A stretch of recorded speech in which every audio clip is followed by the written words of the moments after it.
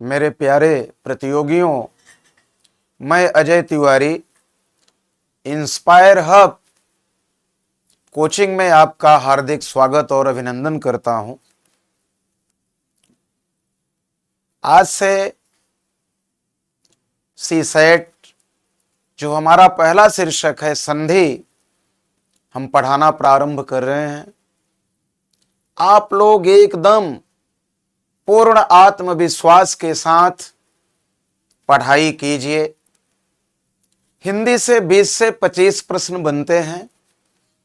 हर topic को बड़े ही मजेदार ढंग से हम आपको पढ़ाएंगे। आपका पूर्णतया कॉन्सेप्ट क्लियर करते हुए 20 से 25 सवाल जो बनेंगे आपकी परीक्षा में उसे हम फंसा देंगे, ऐसा आप फेथ करें। आप डॉक्टर सुनील त्रिपाठी सर के साथ जुड़िए और अपना दावेदारी मजबूत कीजिए। तो आइए शुरुआत करते हैं। पहला शीर्षक संधि।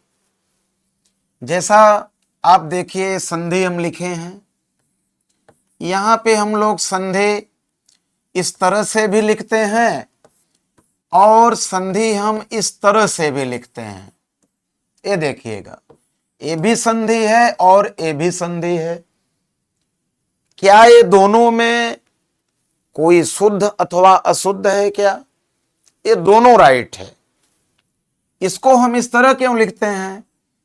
इसका विच्छेद बेटा करेंगे तो सम प्लस धी आता है, और इसका भी जब विच्छेद करते हैं तो भी इसका सम और धी आता है।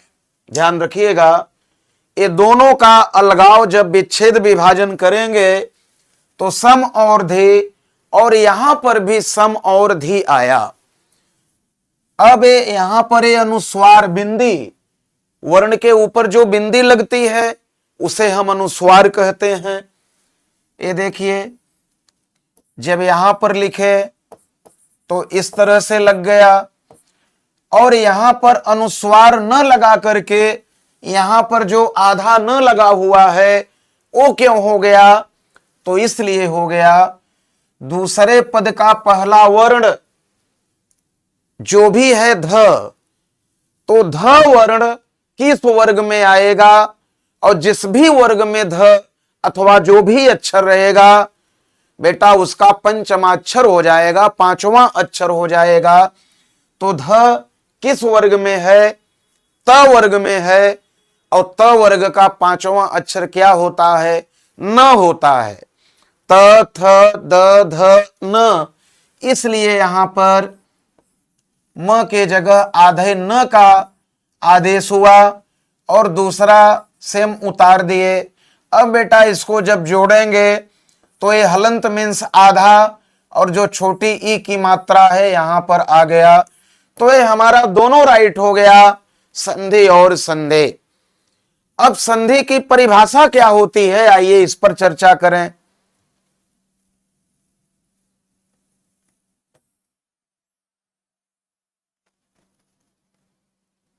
देखिए, संधि किसे कहते हैं? संधि का अर्थ होता है मेल। आप हमारे इस बात को ध्यान से सुनिएगा, समझिएगा। संधि का अर्थ होता है मेल। जब दो वर्ण आपस में मिलते हैं और दोनों वर्णों के मिलने से उसमें जो विकार या परिवर्तन होता है उसे हम संधि कहते हैं। संधि के 3 नियम होते हैं। कितने नियम संधि के? 3 नियम। पहला नियम,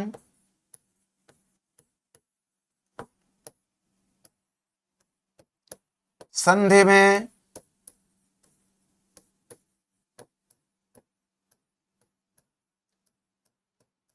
दो पद होते हैं। दूसरा नियम,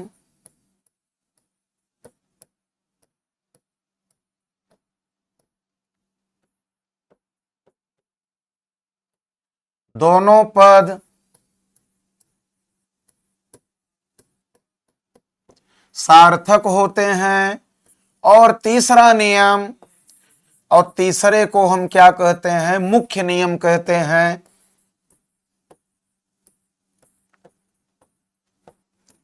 पहले पद का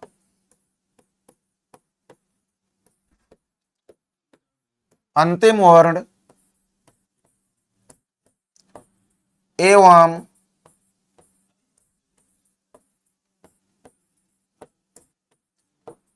दूसरे पद का पहला वर्ण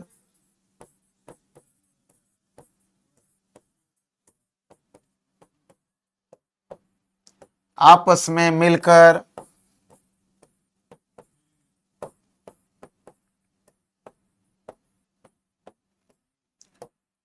संधि निर्माण करते हैं। बेटा ध्यान रखिएगा, ये स्क्रीन पे संधि का ये 3 नियम, वैसे भी आप पीसीएस दे रहे हैं तो हाई स्कूल इंटर में जनरल हिंदी संभवतः सभी विद्यार्थी पढ़ लेते हैं, लेकिन मैं कहता हूं कि आप नए जोश और उमंग के साथ में आप पढ़ाई कीजिए, और जो भी बातें, जो भी बिंदु आपको बताई जाए, केवल आपको एक बार सुनना है, समझना है। मैं दावे के साथ कहता हूं, यदि आप गंभीर तरीके से अपने अध्ययन को जारी रखेंगे तो कहीं से भी कोई डाउट नहीं हो सकता है। जो पिछली बातें बीत जाए उसको एक इग्नोर करिए। कहा भी गया है कि जो बीत गई वह बात गई, जीवन में एक सितारा था, माना वह बेहद प्यारा था, वह टूट गया तो टूट गया। अंबर के आनन को देखो, कितने इसके तारे टूटे, कितने इसके प्यारे छूटे, पर बोलो टूटे तारों पर अंबर कब शोक मनाता है, जो बीत गई वह बात गई। मेरे प्यारे प्रतियोगियों, डॉक्टर सुनील त्रिपाठी सर के निर्देशन में आप जुड़िए, पूरे गारंटेड विश्वास के साथ आपका सीसेट क्लियर होगा, कहीं से कोई डाउट नहीं हो सकता। देखिए, ये संधि के 3 रूल स्क्रीन पे मैंने लिखा, यही संधि का प्राणभूत तत्व है। सिर्फ इतनी सी बात, आगे जितने भी प्रक्रिया हम आपको संधि में बताएंगे बेटा इन्हें 3 रूल पर चलेगा। पहला रूल कि संधि में 2 पद होते हैं। पद का मतलब क्या होता है? पद कहते हैं शब्द को। पद किसको कहते? शब्द को। तो संधि, कोई भी परीक्षक कहीं से भी सवाल बनाया, हमारा पहला रूल फॉलो कराइए कि भाई संधि में तो 2 पद होगा। दूसरा, दोनों पद कैसा होना चाहिए? सार्थक, मतलब पहले पद का भी अर्थ निकलना चाहिए और दूसरे पद का भी अर्थ निकलना चाहिए।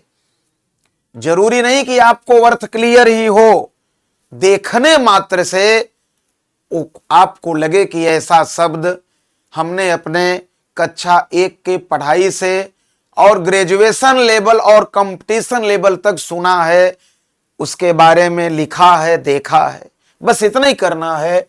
और तीसरे नियम पर जब आप आइए, पहला रूल तो बिल्कुल कॉमन है, समझना है कि भाई संधि क्या है। पुनः बता रहा हूं कि पहला 2 पद होने चाहिए, दूसरा दोनों पद सार्थक होने चाहिए। ये कॉमन छोड़ दीजिए, ये कॉमन हो गया। तीसरा मुख्य नियम क्या आया? पहले पद का अंतिम वर्ण और दूसरे पद का पहला वर्ण। बेटा यही माइंडसेट करना है आपको। कोई भी संधि आए, सिर्फ आप देखो पहले पद का अंतिम वर्ण, दूसरे पद का पहला वर्ण, बाकी दुनियादारी से कुछ नहीं आप समझिए। अब परिभाषा पर पुनः मैं बैक हो रहा हूं। हमने कहा संधि का अर्थ होता है मेल। मेल मीन्स मिलाना, जोड़ना। परिभाषा, जब 2 वर्ण आपस में मिलते हैं, जब 2 वर्ण आपस में मिलते हैं। अब मैं आपसे कहूं बेटा ये बताओ 2 वर्ण मिलते कौन हैं? तो आपको ये कहना चाहिए कि सर पहले पद का अंतिम वर्ण और दूसरे पद का पहला वर्ण यही आपस में मिलता है। तीसरा नियम, पहले का अंतिम और दूसरे का पहला यही दोनों मिलकर के बेटा क्या करते हैं, संधि का निर्माण कर देते हैं। मैं समझता हूं कि यदि इतनी बात आप केवल देख लेंगे, सुन लेंगे, तो अपने आप दिमाग में ऐसे बैठ जाएगा जैसे कंप्यूटर का चिप होता है। देखिए फिर एक बात और इसके साथ में, एक फार्मूला छोटा सा। भाई आप लोग तो बड़े बड़े सवाल करते, छोटा सा फार्मूला क्या, देखिए करना क्या है, ए ओ रे और लरे, यदि पहले पद का अंतिम ई आ जाए, पहले का अंतिम ऊ आ जाए, पहले का अंतिम री आ जाए, या पहले का अंतिम लरी आ जाए, तो आपको क्या करना है, ई के स्थान पर य, ऊ के स्थान पर व, री के स्थान पर र और लरी के स्थान पर ल। एक छोटा सा फार्मूला, ये भी आपको नोट कर लेना है, समझ लेना है कि यदि पहले का अंतिम ई आएगा तो हमें वहां यह करना है, वो भी यह हलंत लिखा। बेटा देखो हलंत है आधा, आधा मतलब व्यंजन वर्ण हमेशा आधे होते हैं, व्यंजन हमेशा आधे होते। तो ई है तो यह कर दो, ऊ है तो वह कर दो, री है तो र और लरी है तो ल।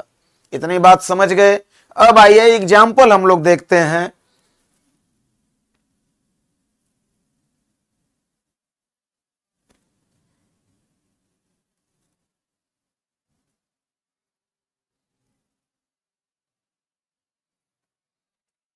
अब देखिए उदाहरण,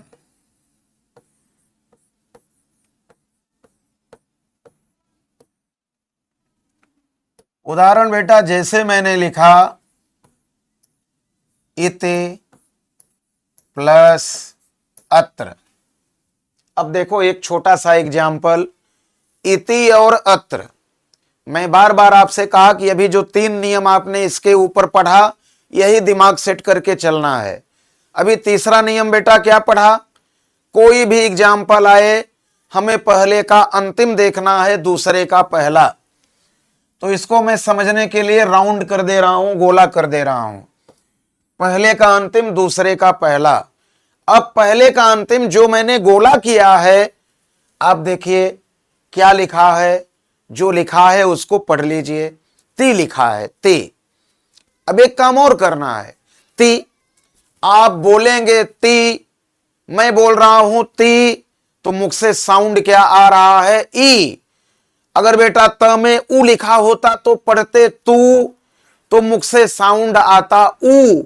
इतनी बात आप लोग समझ रहे हैं। जब हम पढ़े ति तो मुख से साउंड क्या आया, ई। जो साउंड, जो ध्वनि, जो आवाज मुख से निकलेगी उसे हम अंतिम मानेंगे। अब देखिए यहां पर ई, ये जो व्यंजन है बेटा त आधा हो गया, त व्यंजन हलंत लगा दिया। क्यों? क्योंकि त में से आपने ई को निकाल लिया। त में से आपने ई को निकाल लिया तो त आधा हो गया। अब फार्मूला मैंने आपको बताया था, ई रहेगा तो क्या करना है, यह करना है। ई रहेगा तो यह करना है, तो यहां बेटा यह हो गया। प्लस दूसरे में कोई बदलाव नहीं करना है, सेम उतार लेना है। यहां बेटा आ गया अत्र। फिर से देख लो, पहले का अंतिम क्या लिखा है, ति। हमने पढ़ा ति, मुख से साउंड आया ई, तो जो साउंड आएगा वो लास्ट में जाएगा, उसे अंतिम मानेंगे। जो यहां वर्ण रहेगा वो आधे रूप में आ जाएगा, मतलब उसके नीचे आप हलंत लगा दोगे। अब फार्मूला ई के स्थान पर यह था, यहां लिख दे रहा हूं, देखो ई के स्थान पर यह, ऊ के स्थान पर वह, री के स्थान पर र और ली के स्थान पर ल। ये फार्मूला दिमाग में सेट कर लेना है। अब इसे प्लस संधि माने जोड़, मेल, इसे आप जोड़ दो। यहां बेटा ई त हलंत है, अगर आप किसी वर्ण के नीचे हलंत न लगाओ तो आधे रूप में इस तरह हो जाएगा, हलंत हटेगा तो आधा हो जाएगा। फिर बेटा ये व्यंजन है आधा, आप अ की मात्रा जोड़ोगे तो जो यह आधा है वो यह क्या होगा, पूरा हो जाएगा। फिर एत्र यहां पर आ गया तो ये क्या बन गया, इत्यत्र बन गया। समझ में आया? परीक्षा में हमें शब्द का अर्थ नहीं पूछेगा, केवल एक क्लियर करना है, कॉन्सेप्ट क्लियर करना है आपको। जैसे यहां पे मैं एक एग्जांपल दिया, देखो यहां पर दिया मधु और यहां पर लिखा अरे। अब मधु और अरि है तो सिर्फ और सिर्फ सीधे आप चोट करिए, कहां, पहले के अंतिम वर्ण पर। अब पहले का अंतिम बेटा किसको मानोगे, ध, ये राउंड गया, क्या लिखा है, जो लिखा है हमें उच्चारण करना है, हमें पढ़ना है। धु, जब हम धु बोलेंगे तो मुख से आवाज क्या आएगी, ऊ निकलेगा, ऊ, तो ऊ हम लास्ट मान लेंगे। अब क्या करना है, जो वर्ण यहां पर है उसे आधा, यहां वर्ण ध है, ध के हलंत लिख दिया, ध आधा हो गया। दूसरे में कोई परिवर्तन नहीं, दूसरे का पद ज्यों का त्यों आप नीचे उतार लीजिए। अब देखो, अब क्या करो, ए जब ध आधा किए तो जो साउंड आया था ऊ, क्या आया था, ऊ, तो ये सूत्र है, ऊ के स्थान पर आदेश क्या होगा, व।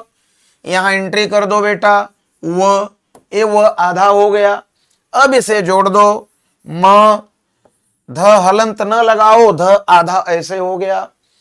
फिर बेटा वह हलंत है, अ की मात्रा इसमें जुड़ गई। जब हलंत में आप स्वर जोड़ोगे तो जो हलंत है हट जाएगा, वह पूरा हो जाएगा। यहां बेटा वह पूरा हो गया तो क्या बन गया, मध्वरी बन गया। कुछ बात समझ में आ गई, क्लियर हो गया? दो तीन एग्जाम्पल दे रहे हैं और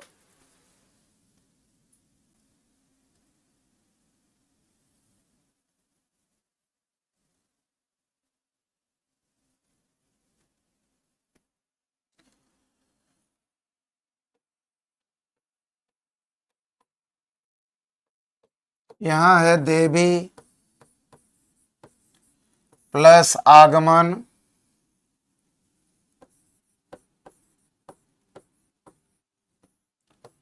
पार्वती प्लस आराधना। अब इसे करना है, कैसे करना होगा, एक आइडिया मैंने आपको दिया, पहले का अंतिम दूसरे का पहला। यहां बेटा पहले का अंतिम दूसरे का पहला। अब क्या करना है, पहले का अंतिम जो लिखा है उसे पढ़ना है। क्या लिखा है, लिखा है वी, तो बेटा वी में साउंड क्या आया, ई, तो जो साउंड आया उसे लास्ट मान लिया। अब अलग कर लो, इतना ही काम करना है। यहां बेटा दे, ए व, यहां हलंत हो गया। आपको ध्यान देना है, चाहे मात्रा छोटी लगी हो चाहे मात्रा बड़ी लगी हो, आपको ई के स्थान पर य का प्रयोग करना है। अब कहोगे छोटी और बड़ी, तो बेटा छोटी और बड़ी शुद्ध और अशुद्ध के लिए प्रयुक्त किया जाता है, लेकिन चाहे छोटी ई हो चाहे बड़ी ई हो, आदेश य का ही वहां माना जाएगा। तो यहां ई के स्थान पर यह कर दिया, प्लस दूसरे में कुछ भी नहीं करना है, सेम जो लिखा है उसी कंडीशन में उतार लीजिए। तो यहां बेटा आ गया आगमन। अब इसे प्लस कर दो, जोड़ दो, भाई संधि माने जोड़, मिलाओ। तो यहां बेटा दे, ये वह हलंत है, आधा हो गया। यह है व्यंजन, ये है आ स्वर य में जुड़ेगा तो या हो जाएगा। यहां बेटा या हो गया, फिर गमन है उतार लो। तो भैया क्या बन गया? देव्यागमन। इतनी बात आप लोग जब देखेंगे तो आपको अपने ऊपर गर्व होगा, यार ये तो बहुत आसान है, बहुत सिंपल है, कुछ दम ही नहीं है इसमें। जी हां, बिल्कुल दम नहीं है, केवल आपको दिमाग से समझना है। यहां बेटा देखो ये एग्जाम्पल, यदि आप लोग ऑफलाइन में बैठे होते तो हम आपको अब तक ये मारकर पकड़ाए होते कि आप हल करिए, बड़े आत्मविश्वास से आप इसे हल करते। लेकिन अब आप ऑनलाइन पढ़ रहे हैं तो उसका भी आनंद लीजिए, प्रसन्न रहिए, जहां से भी ये वीडियो देखिए आपका कॉन्सेप्ट क्लियर हो, यही मेरा और हमारे डायरेक्टर महोदय आदरणीय त्रिपाठी सर का उद्देश्य है कि जो भी बच्चे हमारे साथ जुड़े 100% उनकी दावेदारी पक्की हो जाए, यही हम लोग उद्देश्य लेकर के आए हुए हैं। यहां पे देखो, अब मैं आपसे पूछूं क्या करना है, तो पहले का अंतिम जो लिखा है पढ़ना है। ती पार्वती, तो ती पढ़ना है, पहले का अंतिम ध्वनि क्या निकली? ई, तो ई लास्ट में करोगे तो क्या करना है? तब बेटा आधा हो गया। ई के स्थान पर फार्मूला आपको पता है, यह मैं फिर से रिपीट कर रहा हूं, ई को य, ऊ को व, ये चारों एग्जाम्पल मैं दे रहा हूं आपको। तो ई के स्थान पर यह हो गया। दूसरे में क्या करना है? कुछ भी नहीं, सेम उतार लो जो लिखा हुआ है। आराधना उतार लिया। अब इसे बेटा जोड़ो, ये त हलंत है तो त हलंत हट जाएगा। तो लेखन परंपरा में त ऐसे लिखा जाता है आधा, फिर य प्लस आ की मात्रा य में जोड़ोगे तो या हो जाएगा। यहां बेटा या हो गया, फिर है आराधना, इसे आप जोड़ दो तो पार्वत्य आराधना बन गया। क्लियर है? कहीं से भी ये आएगा, अभी तो बिल्कुल शुरुआत मैंने किया है और ये शुरुआत में आपको कॉन्सेप्ट देने का काम किया। अब ई वाला हो गया, ऊ भी एक एग्जाम्पल देख लो। जैसे बेटा यहां मैंने लिखा भानु प्लस आलय। अब कहा जाए भानु प्लस आलय का मिला हुआ रूप क्या होगा? तो अब आपको पता है, एग्जाम्पल कोई भी हो, आपको पहले का अंतिम और दूसरे का पहला ही देखना है। बेटा पहले का अंतिम क्या करना है? नो, जो लिखा है वही पढ़ लो मन में। तो नू पढ़ेंगे तो मुख से साउंड ऊ आएगा, साउंड ध्वनि आवाज लास्ट में जाएगा। तो क्या हुआ? न आधा हो गया, ऊ के स्थान पर वह हो गया, दूसरा आपने उतार लिया। अब इसे प्रेम से जोड़ दो तो भा ए न आधा हुआ, आ मिला वो में, तो बेटा भानु वाले बन गया। क्लियर है? अब री का एग्जाम्पल देख लो। जैसे यहां लिखा पितृधन आलय। भाई आपने कहा ई रहेगा तो यह करेंगे, ऊ रहेगा तो वह करेंगे, री रहेगा तो र करेंगे, और लिरी रहेगा तो ल करेंगे। और ये सब य व र ल बेटा व्यंजन है तो हलंत लगेगा। यहां देखो, अब पहले का अंतिम क्या है? त्रि, त में री लगा है, पढ़ेंगे त्रि तो साउंड आएगा री, तो री अंतिम मानेंगे। तो देखो यहां पर त हलंत हो गया, री के स्थान पर क्या होगा? र, आधा र यहां पर लिख दो, प्लस आलय आ गया यहां पर। अब क्या है बेटा? त भी आधा, र भी आधा, दोनों व्यंजन आधा, त और र मिलकर त्र बन जाएगा, त और र मिलकर त्र बनेगा। तो यहां त्र कर दिया, चूंकि दोनों आधा हैं तो यहां भी हलंत लगा दिया, प्लस दूसरा उतर गया आलय। अब क्या है? त्र आधा है, आ की मात्रा जोड़ोगे तो त्रा बन जाएगा। तो बेटा यहां पर क्या हो गया? पित्रालय हो गया।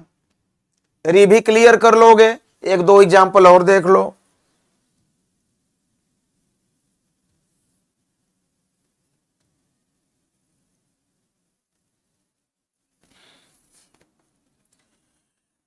जैसे यहां पे लिखा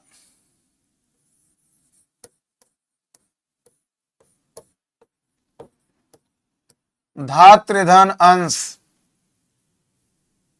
रूल बेटा एक ही होता है। एग्जाम्पल परीक्षक की मर्जी चाहे जो भी सेट करे। मैं ये कहता हूं कि यदि आप एक बाइक चलाना सीख गए तो आपकी बाइक हो या पड़ोसी की बाइक हो या नात रिश्तेदार की बाइक हो, आपके लिए कोई दिक्कत नहीं है।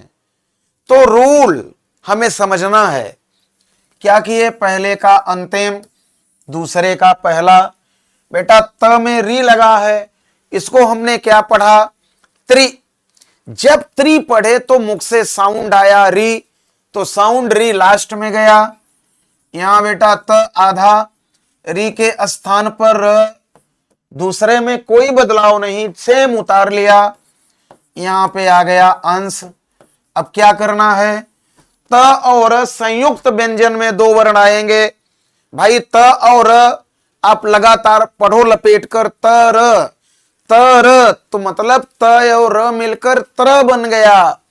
और बेटा त्र में देखो इस तरह से, ये दोनों आधा है तो यहां भी आधा, अंश उतर गया।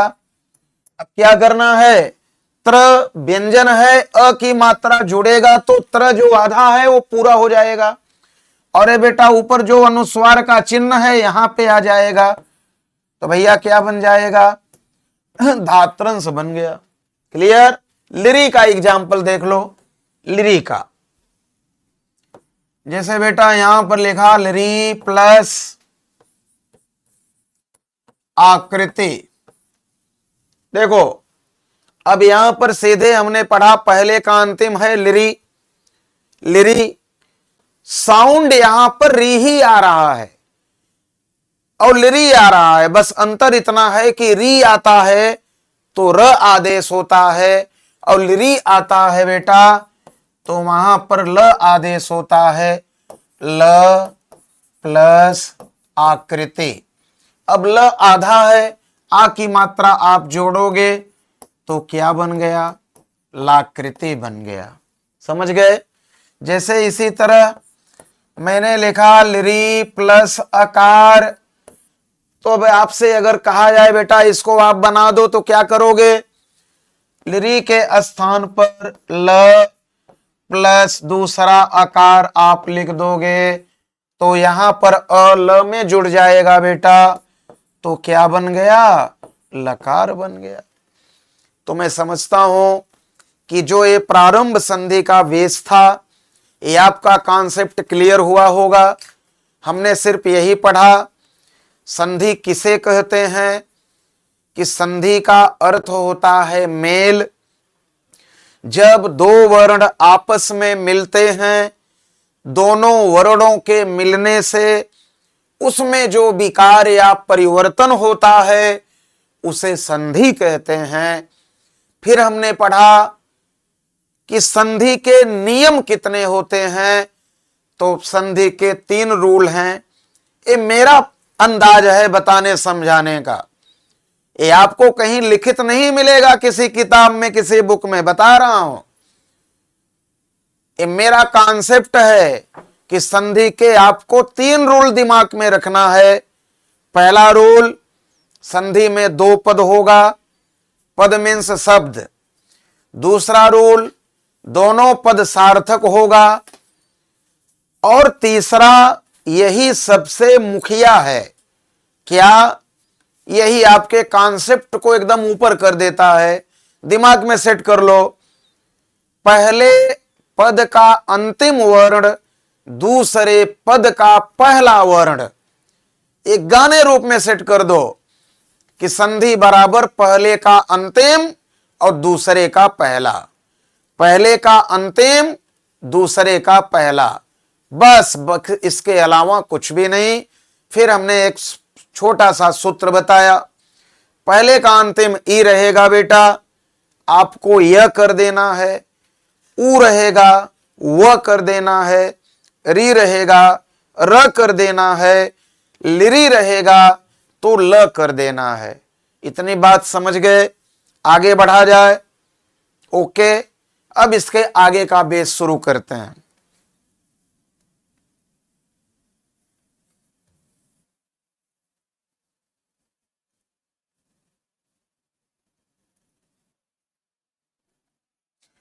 अब इसके बाद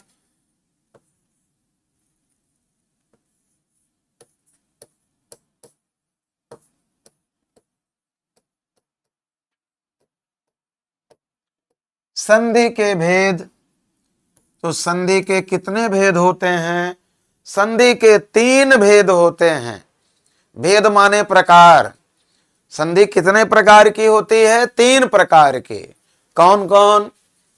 बेटा देखो, पहला है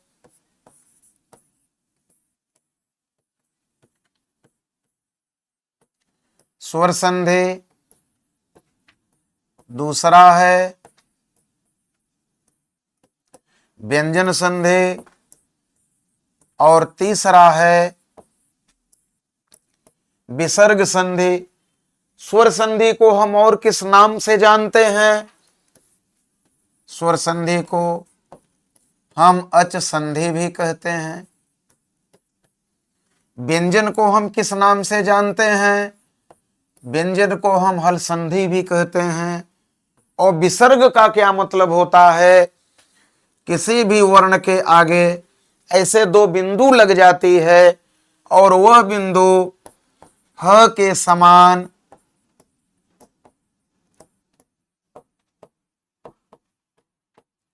उच्चारण कराता है। ठीक है, तो संधि के कितने भेद? 3। पहला स्वर संधि। स्वर संधि को हम किस नाम से जानते हैं? अच संधि। दूसरा व्यंजन संधि, और व्यंजन को हम किस नाम से जानते हैं? हल संधि। तीसरा विसर्ग, और विसर्ग का मतलब किसी भी वर्ण के आगे 2 बिंदु लग जाए, 2 बिंदु, वह ह के समान बोध कराता है, तो ये विसर्ग हो गया। अब यदि मैं आपसे पूछूं, मैंने देखा कि जो संधि से आपके सेट में सवाल बने हैं वो लगभग 90% स्वर संधि से बने हैं और यदा कदा 10% व्यंजन और विसर्ग से भी पूछे गए हैं। तो हम तीनों टच कर ले रहे हैं। बहुत ही सरल है, बस रूल अभी जो दिया वही दिमाग में रखना है। अब बेटा यहां पे थोड़ा ध्यान देना है। अब आप लोग पीसीएस की परीक्षा में बैठ रहे हैं, एक पीसीएस अधिकारी बन रहे हैं, तो जो आपका माइंड है, जो आपका लेवल है, वो थोड़ा एक अच्छे ढंग से होना चाहिए कि कोई भी बात आपके सामने रखी जाए, समझाई जाए, तो बड़े प्यार से उसे आप बोध कर सकें, ग्रहण कर सकें। अब प्रश्न बना कि बेटा ये स्वर संधि को हम अच संधि क्यों कहते हैं और व्यंजन को हम हल क्यों कहते हैं? आप जानते हो क्यों कहते हैं? स्वर का नाम अच क्यों पड़ा, व्यंजन का नाम हल क्यों पड़ा? तो थोड़ी सी चर्चा आइए, जरूरी है। इसी को जान लेने से पूरा स्वर और व्यंजन क्लियर हो जाता है। बाकी रूल तो हम आपको समझा दे। तो आइए इसको देखें।